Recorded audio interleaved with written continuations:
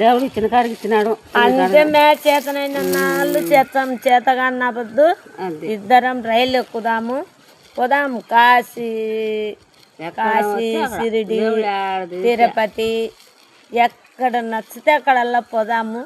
టయానికి అంత పిడస పెట్టించుకున్నాం, ఇద్దరం తిన్నాము, ఒక సాటగా ముడుకున్నాము.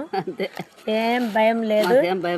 ఈ బిడ్డలే పెట్టాలా, కొడుకులే పెట్టాలా, ఈ అల్లుళ్ళు పెట్టాలా, ఆ మనవరాళ్ళు పెట్టాలనేది ఏం లేదు. మన ఓపిక ఉన్న నాళ్ళు చేస్తాం, వాళ్ళకే పెడదాం, ఆ బిడ్డలకే పెడదాం. అందరికీ కొడుకులు, కోడళ్ళు, బిడ్డలు అందరికీ వాళ్ళకే పెట్టేస్తాము. మన చేతగానే అప్పొద్దు ఇద్దరం ఒక్కరికొకరు చేయి ఇడుచుకోకుండా చేయి పట్టుకొని రైలు ఎక్కి కోరి పోదాం. రైలు ఎక్కి వెళ్ళిపోతాం. యాన్నో సాట ఒక పిడి సబ్బు పెట్టించుకున్నాం, తిని హ్యాపీగా యా చెట్టు కింద పండుకునే మనల్ని అనేవాళ్ళు లేరు, కొట్టేవాళ్ళు లేరు. ఎవరో ఒకరు నైనా ఒక 10-5 ఇవి అంటే టీకో ఆకో ఒక పెడుకో, మనకు అంతకన్నా ఏం కాబట్టదు.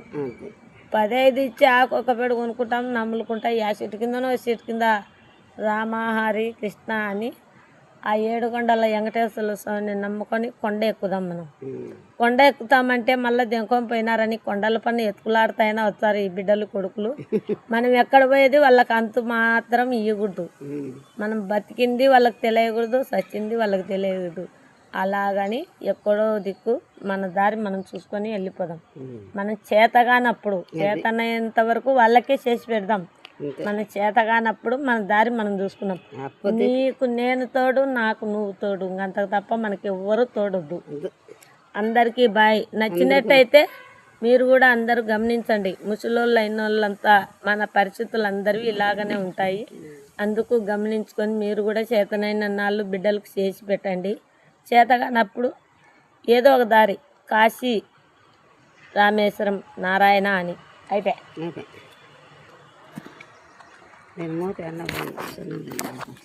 ఏడోళ్ళాడ బిడ్డలకు అందరికీ పెళ్ళిళ్ళు చేశాము. మాకంటూ ఏ బాధ్యత లేదు, పెళ్ళి చేయాలా పేరెంటాలు చేయాలనేది అయితే ఏం లేదు. మేమైతే ప్రశాంతంగానే ఉన్నాము. కానీ ఇంకా కొద్ది రోజులు మా కాళ్ళు చేతులు ఉండగా 10 రూపాయలు ఎత్తి పెట్టుకోవాలి ఈ కాలాల కొద్దీ. లేదంటే ఎవరి నమ్మకం అల్లదే. ఇప్పుడున్నీ రెంచేపు కష్టాలు ఇంకో రెంచేపు ఉండబోవు. ఎవరేమి పెడతారో పెట్టారో అనేది కూడా తెలియదు. మా ఫ్రెండ్కి అయితే నేను అదే మాట చెప్తాను, నువ్వు వ్యాపారం చేస్తున్నావు, 10 రూపాయలు లెక్క ఎత్తి పెట్టుకొని నీ దాపన పెట్టుకోమే.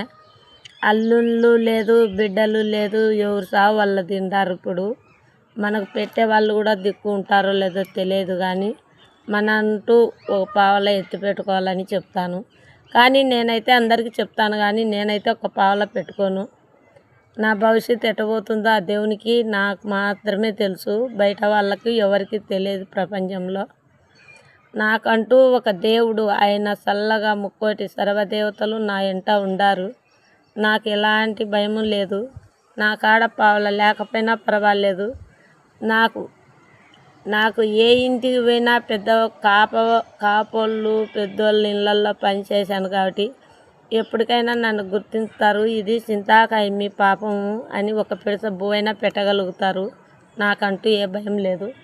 ఈమె పరిస్థితి మాత్రం చాలా ఇబ్బంది అవుతుంది. ఒక కూతురు ఉంది, ఆ కూతురు ఏమో ఎక్కడు మా ఇంటికాడ వాళ్ళ అత్త మామ పిల్లలు మొగుడని అలాగనే ఉంటుంది. కానీ వాళ్ళు సంతోషంగానే ఉండాలి, మనకు అభ్యంతరం లేదు. మా భవిష్యత్తు ఆ పైన దేవుడే చూచాడు, మాకు దేవుని తప్పక ఏది లేదు.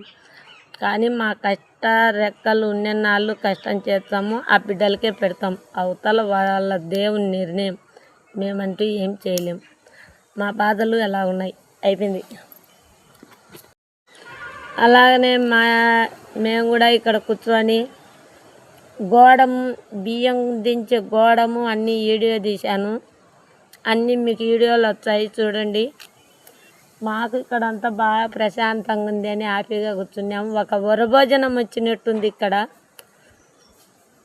ఎలా ఉందంటే ఒక వరభోజనం కదా, దిగి కూర్చొని హ్యాపీగా చెట్ల కింద ఎంజాయ్గా ఎట్టుంటాము అట్టున్నాము. మీరు కూడా ఎక్కడన్నా వెళ్ళిపోయి అట్లా చూడండి ఒకసారి. మనకు ప్రశాంతం ఎట్టుంటుంది అలా ఉంటుంది, బాగుంటుంది. అందుకని మేము కూడా ఈరోజు వ్యాపారం ఎట్లా వ్యాపారం లేదు, పోగొట్టుకొని ఇంటికాడ ఉన్నాం కదా అన్నట్టు మేము ఇట్లా మున్సిపాలిటీ ఆఫీస్ కాడికి వచ్చి ఇక్కడే చెట్ల కింద కూర్చొని ఎంజాయ్గా మాట్లాడుకుంటా ఆకేసుకుంటా ఉన్నాము.